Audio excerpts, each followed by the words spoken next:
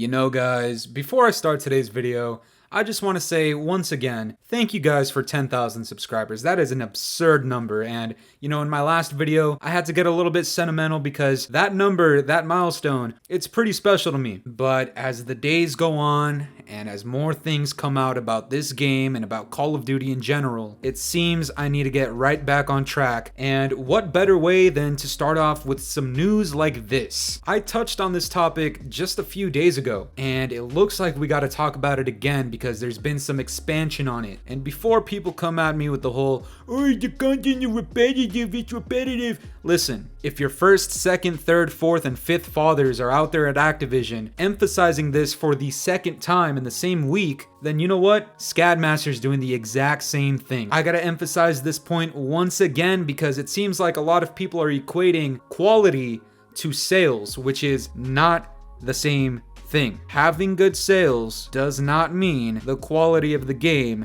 is good. And before people throw the whole hater card at me, let me just say, I'm having a pretty decent time on this game so far. You know what? It has some problems. There's some things I don't like. But anyways, earlier today, Charlie Intel came out with another tweet saying, breaking, Modern Warfare 2019 Part 2 has surpassed $1 billion in sales in its first 10 days, the fastest selling Call of Duty game ever. This beats the record set by Black Ops 2 in 2012, which took 15 days to reach that number. And over 1 billion matches have been played as of today. And you know what? I already gave Activision some praise. I already gave them some props in my last video about this. But today, Activision does not get that privilege, and Bobby Cosby can suck the left one. And why is that? Because it seems like the Gooch Lickers have gotten their fair share of premium gas again, and they think that sales equate to quality. And when you get a game that exceeds $1 billion in revenue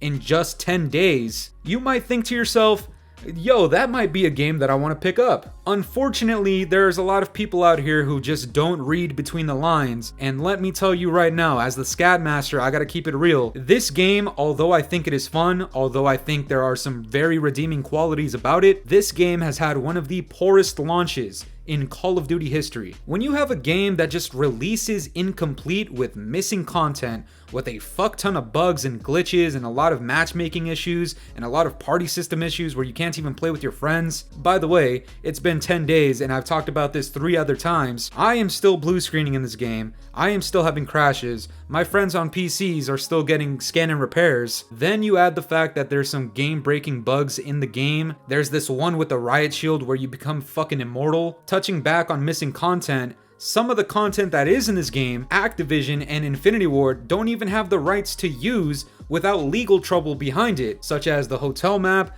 the Grand Prix map, the museum map, and with this one in particular, although it's a joke, I actually kind of wish it was true, Santa Senya border crossing will be getting removed after the release of Season 1. This comes after Mexico has claimed the rights for the border crossing. Whoever made this is dead wrong, man, but I wish this was true because this map sucks. And again, I know it sounds like I'm already emphasizing these points that I've made before. Let me just remind you that over at Activision, anytime they get any sort of accomplishment, these guys will bring it up every single chance they get, so why would I not? So yes, you know what? I will agree with a lot of people out there that this game has some fun qualities, alright? That's undeniable because, again, it's a Call of Duty title. We all play Call of Duty, and for some of us, we've been playing for the last, 12 years. I'm still playing it because, you know what? I'm pretty good at the game. It's not very difficult because it's a fucking Infinity Ward title. And for what it's worth, I think some of the progression systems in this game are actually pretty engaging. That doesn't take away from the fact that this game should have not only been delayed, but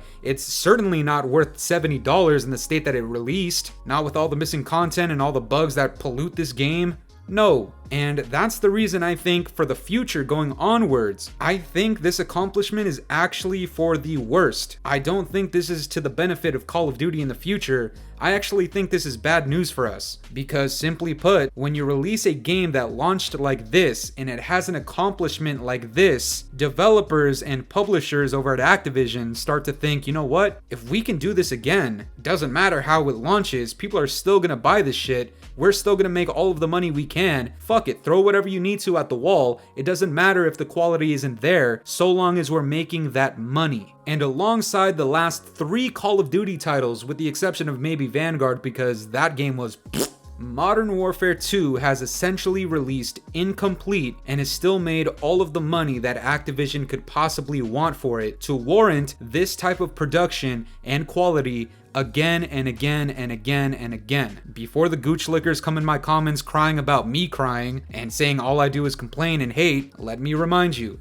I am having fun with the game. And just as a side note, I would smear my shit on you in this game. But you need to realize we are paying for this game in full price when this game is not fully completed. It's great for them to have milked out all of the money that they possibly could with a game like this, but let me remind you how many people are in my comments and in the comments of other videos and all over Reddit and Twitter talking about how they refunded the game, or how they don't like the fact that there's so many bugs and glitches and missing content that is taking away from the experience that they could otherwise be having with a game like this, because again, this game actually does hold its own weight. This game actually does have potential to be pretty good, but when you have issues like this at the launch of the game, and then you have the publishers gassing themselves up over the revenue that this game inevitably made, all you're doing now is promoting malpractices when developing the next title. Not to mention, year 2 of this game is somehow, some way, supposedly being developed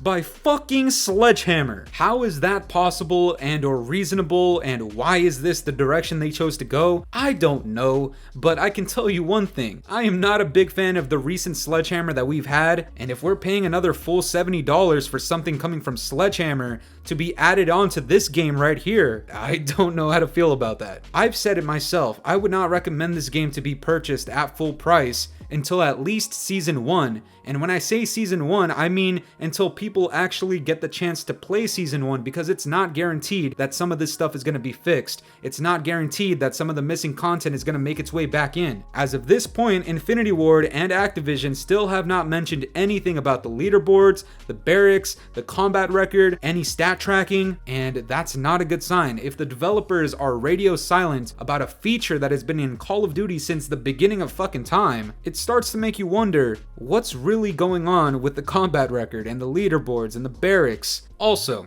let's not forget the fact that this game has one heavy advantage over a lot of other titles. This game is directly named after Modern Warfare 2, coming as the sequel to Modern Warfare 2019, which arguably to a lot of people revived the franchise. After getting carried by Warzone, of course. So yeah, when pre-orders came around, I'm sure a ton of people were trying to get their hands on this game in particular. You add in the fact that there was an additional $40 charge for the Vault edition of this game, and although I'm glad that Activision actually addressed and reimbursed everybody who did not get their COD points and their double XP tokens from getting the Vault edition because they bought it on a different platform of their choosing, that's still one of those malpractices that should simply not exist when you're purchasing a video game. I purchased the game, I expect this content right here, and I get something totally different, half-assed, missing some of its own things. And now, since Activision has already generated over $1 billion on this game, I would say we should definitely be expecting more of that in the future, and that's not a good sign for us who are playing this game at launch. Look, let me try to put this into perspective for some people. Pretend I work at Chipotle. Hold on,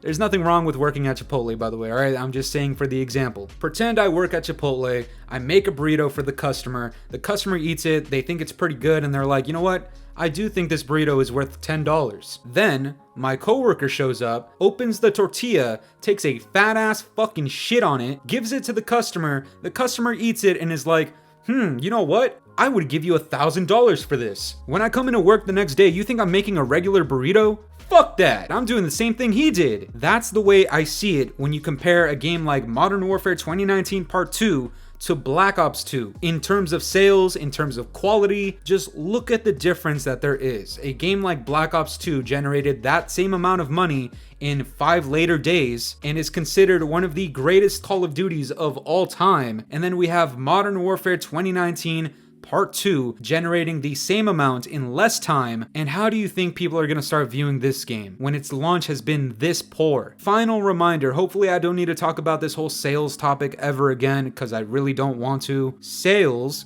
do not equate to quality. But that's gonna do it for me today, guys. I'm curious to know what you guys think about this. Do you think this game deserves that title of having earned over $1 billion in revenue in just 10 days? Let me know down in the comments below, and if you enjoyed today's video, make sure to leave a like, subscribe if you're new, hit the bell notifications to stay up to date with my newest videos. And yeah, guys, it's been the boy Fooly. Have yourselves a good one. I'm out of here. Toodles. It's been a very long time since the weekend. It's been a very long